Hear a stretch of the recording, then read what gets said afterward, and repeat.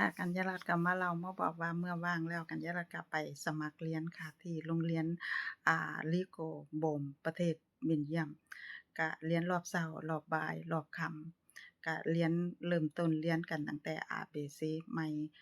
เริ่มต้นทบทวนตัวหนังสือใหม่ท่องจำใหม่อ่านใหม่เพราะกัญญารัตน์บ่ได้อ่านบ่ได้เขียนมาโดนทุกอย่างก็คือรื้อฟื้นกันใหม่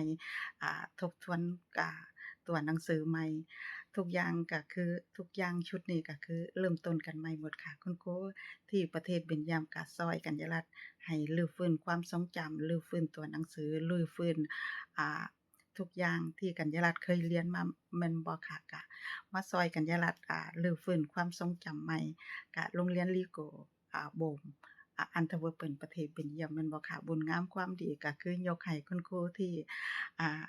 ประเทศเบลเยียมค่ะโรงเรียน Ligo ก็ถือว่า